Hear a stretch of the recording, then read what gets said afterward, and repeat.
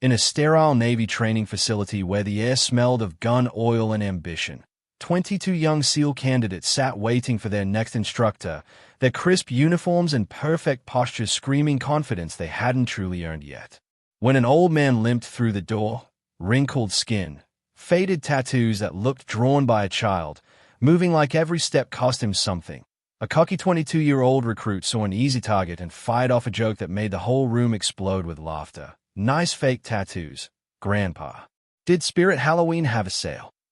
But when the old man turned and asked one quiet question in response, the laughter died so fast you could hear hearts pounding in the sudden silence. What the recruits didn't know was that those fake tattoos were maps of classified missions, coordinates of fallen brothers, and scars from battles that were still too secret to speak about. And what happened next would shatter every assumption they'd made about strength, respect, and what it really means to be a warrior. The room was loud with the kind of chaotic energy that fills any space where young warriors gather before a briefing. Chairs scraping against the concrete floor as 22 SEAL candidates adjusted their positions, their voices bouncing off the steel walls in overlapping waves of bravado and nervous laughter. These weren't just fit young men. They were the new breed, the ones who'd survived Hell Week and earned their place in this elite training facility, surrounded by digital maps that glowed with tactical precision on the walls and drone footage playing on loop in the corner, the uniforms so crisp and clean they practically announced their confidence to anyone watching.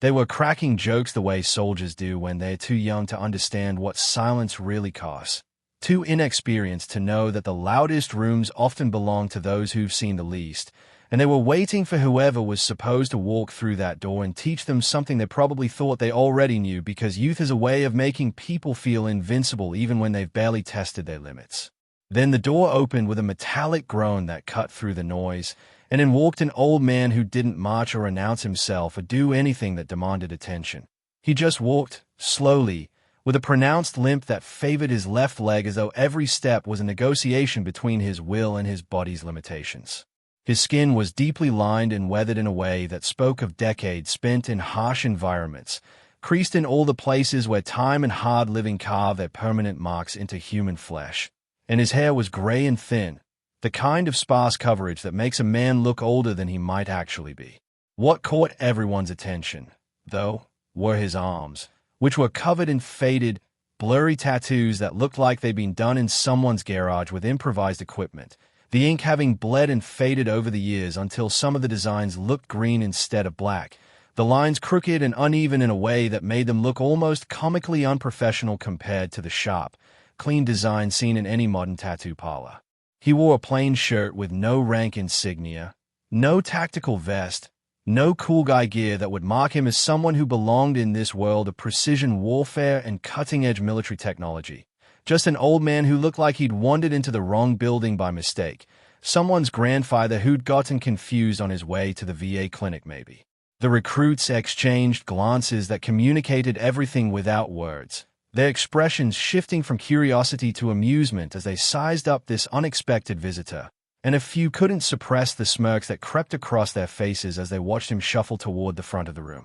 One recruit leaned over to his buddy and whispered something that made them both chuckle, the kind of private joke that feels harmless when shared between friends but carries an edge of cruelty when directed at someone who can't defend themselves. Then one of them, a 22-year-old kid with perfect posture, a jawline that could cut glass, and the kind of confidence that comes from being physically superior to 99% of the population, decided to break the ice with what he thought was a harmless joke. "Nice fake tattoos, Grandpa," he announced loud enough for everyone to hear, his voice carrying that particular brand of cocky humor that young warriors use to establish pecking order. "Did Spirit Halloween have a sale?"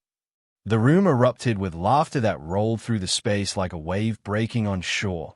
guys slapping their knees and whistling their approval because the joke had landed perfectly in a room full of young men trying to out-howl for each other, trying to prove they belonged in this exclusive brotherhood of warriors. But then something happened that nobody expected. The old man stopped walking, turned slowly with deliberate control, and looked directly at the recruit who'd spoken, not with anger or offense or the wounded pride expected from someone who'd just been publicly mocked, but with something else entirely, something that made the hair on the back of neck stand up even if nobody could explain why. He asked a question in a voice so calm and quiet it shouldn't have carried across the room. But somehow it cut through the laughter like a blade through paper, and the effect was immediate and absolute. The noise died instantly, replaced by a silence so complete that the hum of the fluorescent lights overhead suddenly became audible along with the subtle whisper of the ventilation system. In that silence, something fundamental shifted in the room's atmosphere. Something none of them could articulate, but all of them felt in their guts. And suddenly nobody was laughing anymore because they'd all just realized they'd made a terrible mistake in judgment. The contrast between these two worlds that had just collided in that training room was massive, and it explained everything about why these recruits had so completely misjudged the situation. The candidates sitting in those chairs weren't just physically elite. They represented the cutting edge of modern warfare, surrounded by technology that would have seemed like science fiction just a generation ago, with access to intelligence networks and weapons systems that could strike targets with surgical precision from thousands of miles away. They'd been trained by the best instructors in the world using methodologies refined over decades of continuous combat operations, and they wore that training like armor, their uniforms perfectly pressed, the bodies honed to physical perfection through brutal selection processes that weeded out all but the most capable candidates. Everything about them screamed competence, power, readiness for whatever the world might throw at them, and they had every reason to feel confident because they'd already proven themselves against standards that most people couldn't even imagine attempting. The old man standing near the front of the room with his hands at his sides and his shoulders slightly hunched presented the complete opposite picture. He looked like someone who belonged in a different era entirely, someone who'd been left behind by progress and modernization. His tattoos were faded to the point where some of them looked green instead of black. The lines so crooked and poorly executed that from a distance they honestly did look fake, like something a costume shop would sell for $15 around Halloween. His face was weathered in a way that made it genuinely hard to guess his age, the deep lines and sun damage suggesting he could be anywhere from 60 to 70. And that limp made him move like every step hurt, like his body had been broken and glued back together too many times and the repairs had never quite held properly. The recruits didn't see a warrior when they looked at him.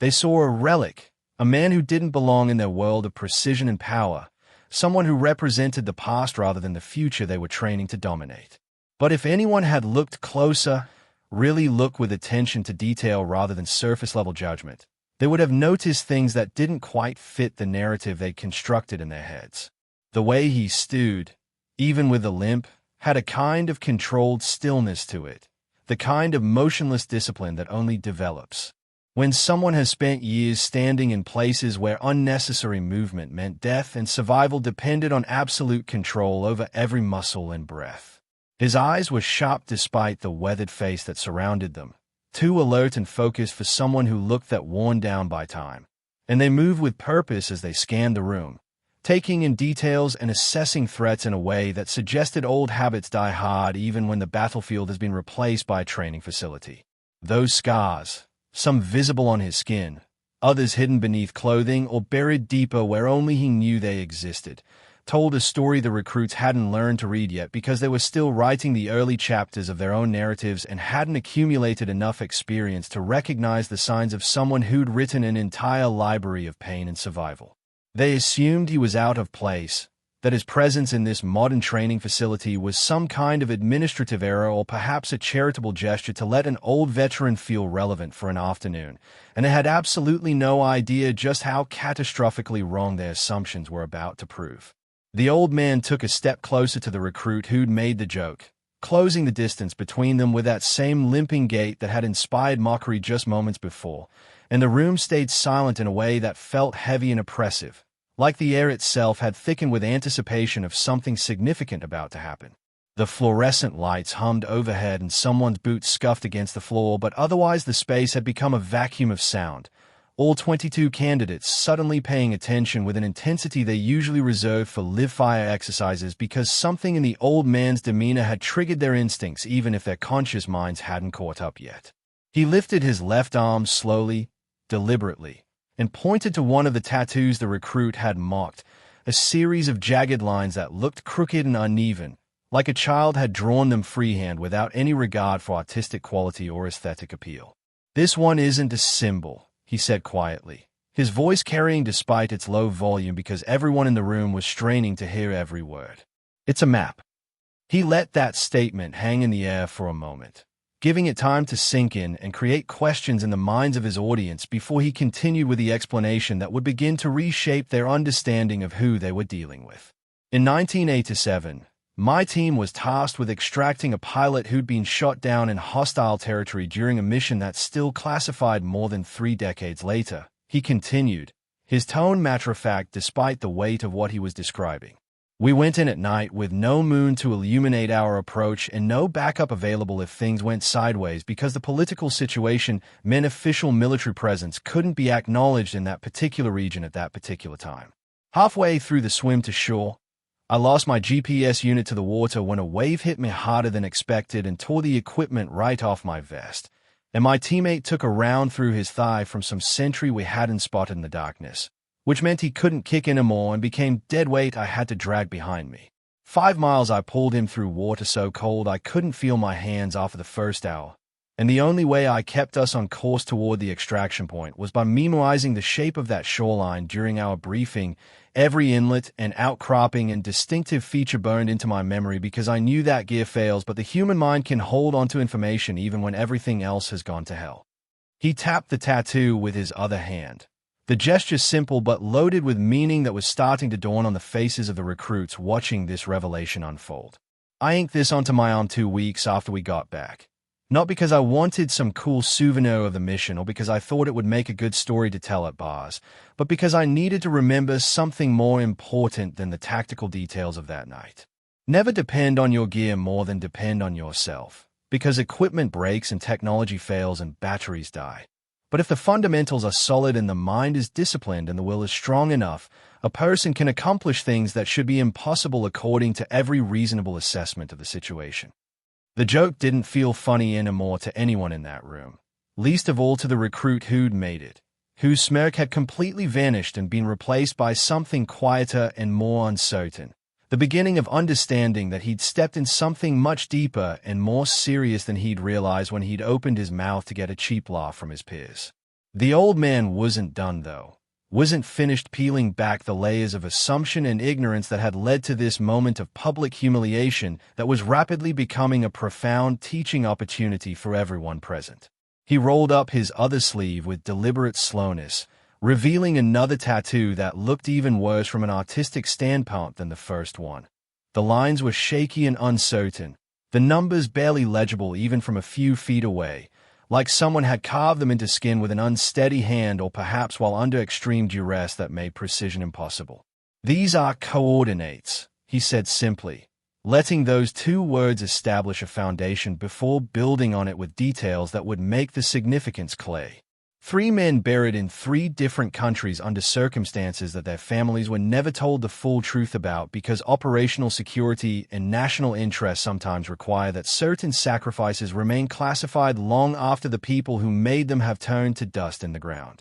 He paused, and the weight of what he just said settled over the room like a physical presence that made breathing feel harder somehow. "I put their locations on my skin because I didn't want to forget where they fell. Didn't want them to become just names on a wall somewhere that people walk past without really seeing, without understanding that each name represents a person who had dreams and fears and people who loved them and futures that got erased in an instant because someone had to do a job that needed doing regardless of the personal cost involved. These numbers ensure that I carry them with me every day, that every time I look at my arm I remember that I'm living on borrowed time that should have been theirs, and that reality imposes certain obligations on how I choose to spend the years I've been given that they were denied." His voice didn't waver during this explanation, didn't crack with emotion or rise with dramatic intensity. He just stated these facts like he was reading information from a technical manual, but the weight of the content hit everyone in that room like a freight train loaded with implications they were only beginning to process. Then he showed them a 3rd tattoo. 3 circles arranged in a pattern that looked crude and almost childish in its simplicity, the kind of design that someone might doodle absent-mindedly during a boring meeting, except these circles meant something far more significant than casual artwork. This one marks the spot where a Black Hawk went down in 1993 during an operation that went bad in ways nobody had planned for or could have predicted based on the intelligence we'd been given, he explained, his tone still that same measured cadence that somehow made the horror of what he was describing even more impactful than if he'd shouted it. I spent 19 hours pinned under fire in a position that offered no real cover and no possibility of extraction until darkness fell again, using my own body to shield the pilot from rounds that were coming in so thick the air itself seemed to buzz with their passage. He made it out alive because I positioned myself between him and the shooter for almost a full day while we waited for rescue that kept getting delayed by political negotiations and equipment failures and all the other complications that turned simple missions into nightmares. I didn't walk right for 2 years after that because the human spine isn't designed to stay compressed in an unnatural position for 19 hours while absorbing the impact of near misses and shrapnel that doesn't quite hit center mass, but still does plenty of damage to surrounding tissue. He looked around the room, making eye contact with multiple recruits to ensure his message was landing with full force and not being dismissed as an old man's exaggeration or misremembered glory from decades past. These tattoos aren't decoration in any conventional sense of the word, aren't art chosen from a flashbook because the design looked cool or meaningful in some abstract way that appealed to personal aesthetics or tribal identity. They are reminders, every single one of them, reminders of moments I survived when survival seemed unlikely or impossible, reminders of people who didn't make it home to their families despite doing everything right and being brave beyond any reasonable standard of courage. Every mark on their skin represents a choice I made to remember pain rather than forget it, to carry weight rather than set it down. Because forgetting feels like betrayal, and moving on feels like abandonment of the people who gave everything while I somehow managed to keep breathing. The room was dead silent now in a way that transcended mere absence of noise. This was the silence of profound discomfort mixed with dawning respect, the silence of young warriors realizing they'd just been given a glimpse into a world they thought they understood but actually knew nothing about yet. Even the cocky recruit who'd made the initial joke looked like he wanted to disappear through the floor, his face flushed with embarrassment that was rapidly evolving into something deeper and more meaningful, the kind of shame that comes from recognizing legitimate wrong rather than just being caught in a social misstep. Then the door opened again with that same metallic groan, and a Navy captain walked in with the kind of commanding presence that announces his rank before any insignia is visible, his posture perfect and his uniform decorated with ribbons that told their own story of service and accomplishment. He saw the old man standing at the front of the room and stopped mid-stride, his entire demeanor shifting from the purposeful movement of someone on a mission to the controlled stillness of someone who just encountered something that demanded immediate respect.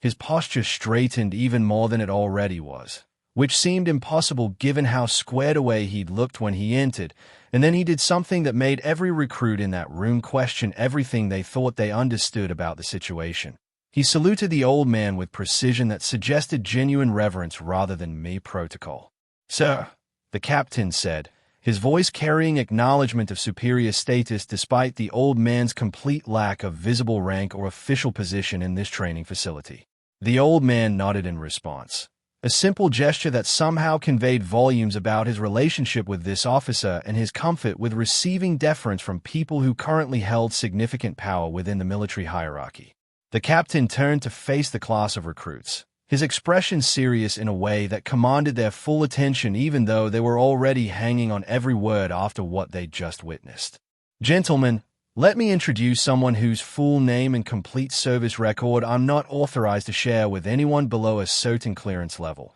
which means most of what he's done will never be publicly acknowledged or celebrated in any official capacity," the captain began, his words carrying weight that made it clear this wasn't hyperbole or military tradition, but literal truth about classifications that might not be lifted for decades. "But what I can tell everyone in this room is that this man has conducted missions that are still classified at levels that require special permission even for senior officers to review, that has trained the instructors who trained the instructors who trained most of the people teaching courses at this facility, and that if anyone here is very, very lucky, if they survive long enough and prove themselves capable enough and happen to be in the right place at the right time, they might meet one man of his caliber during their entire career in special operations."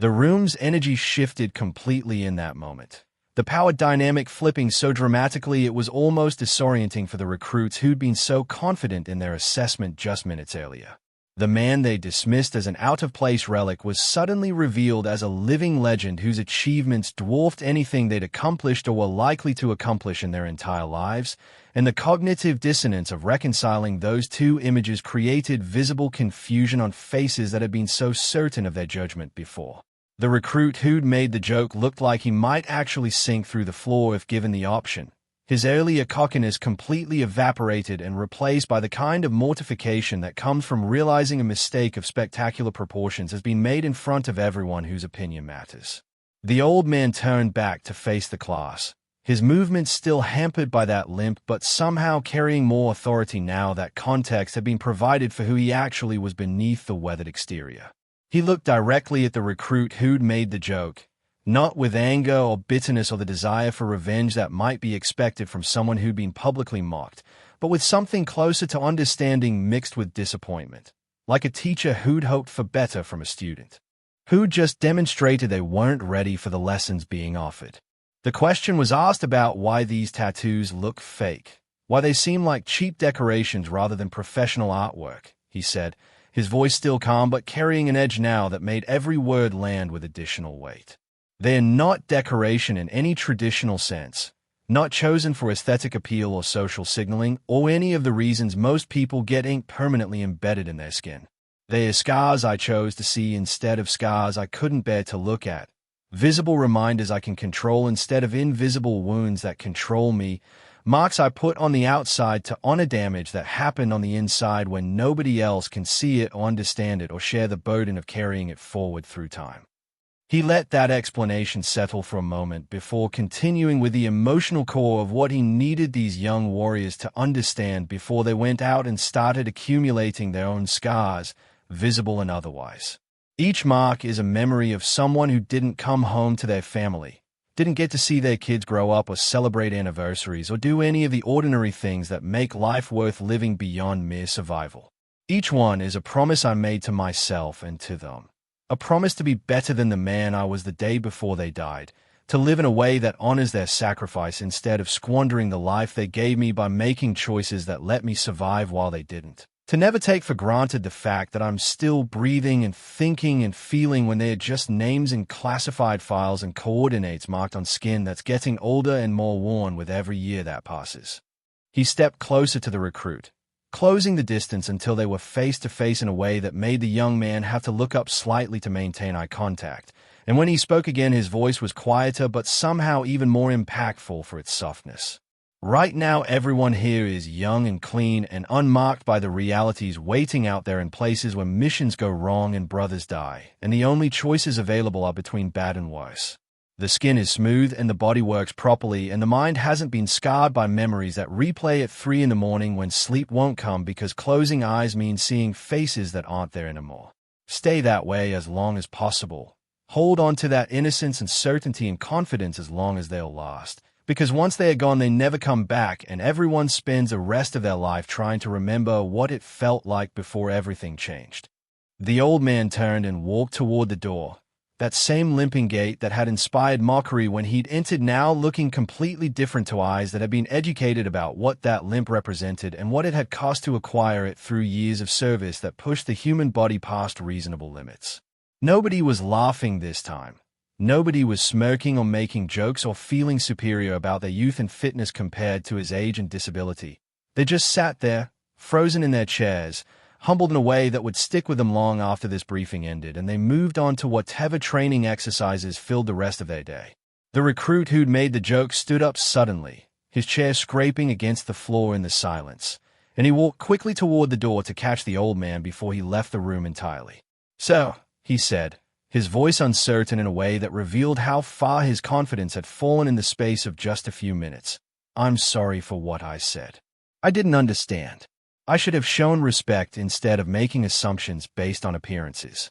The old man stopped and turned back, and for the first time since entering the room something close to a smile appeared on his weathered face, just a slight upturn at the corners of his mouth that suggested he'd been through this exact scenario enough times to know how it played out and what it meant for the young warrior's development. Don't apologize for being young and making the mistakes that young people make when they don't know any better yet, he said, his tone warmer now, almost gentle despite the hardness of the lessons he'd just delivered. Everyone starts from ignorance and builds toward wisdom through experiences that teach what can't be learned from books or briefings or secondhand stories told by people who weren't actually there when things happened. Just take what happened here today and use it to write a story everyone will be proud of when the accounting finally comes to you. When someone looks at the life that was lived and the choices that were made and the impact that was had on the world and the people in it. Make sure that when the final chapter gets written, it's one that honors the sacrifices made by everyone who came before and paved the way for those who come after. The truth that needs understanding is that the quietest people in any room are often the ones who've lived the loudest stories, who've accumulated experiences that dwarf anything visible on the surface, and who've learned that real strength doesn't announce itself through swagger or bravado or constant demonstrations of capability. The man with the limp has probably carried wounded brothers on his back through conditions that would break most people before they made it a mile, pushing past pain and exhaustion and the body's desperate signals to stop because stopping meant death for someone depending on him to keep moving no matter what. The woman with the scar has likely survived something nobody should have to imagine experiencing, endured trauma that would shatter lesser souls, and came out the other side still functional even if permanently changed by what happened. The elder with the faded tattoos has aimed every single line through choices made in moments when failure meant people died and success meant living with the knowledge of what had to be done to achieve it. Modern culture values loudness above almost everything else,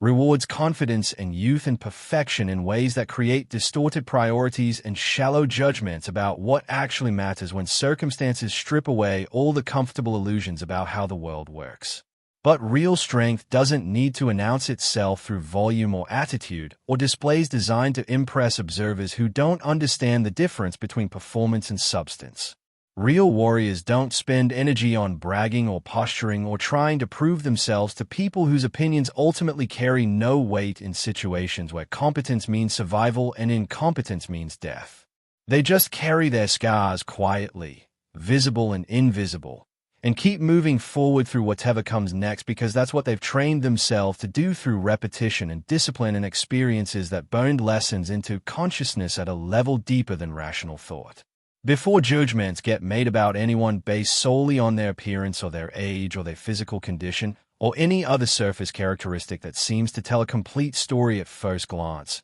remember that those tattoos and those scars and that limp are chapters in a book that hasn't been read yet. Pages filled with experiences that can't be summarized in a sentence or understood through quick assessment. If the belief exists that respect should be earned through sacrifice rather than through bragging, through action rather than through words, through quiet competence rather than through loud demonstrations of capability, then this story deserves to be shared with others who understand that value system and want to honor the warriors who walked before us through terrain we're only beginning to map. They've already paid prices we're still trying to understand, endured costs we can't fully comprehend until we've walked similar paths ourselves, and they deserve recognition for carrying those burdens forward through time, so that those who come after might have easier roads to travel even if the destinations remain just as difficult to reach.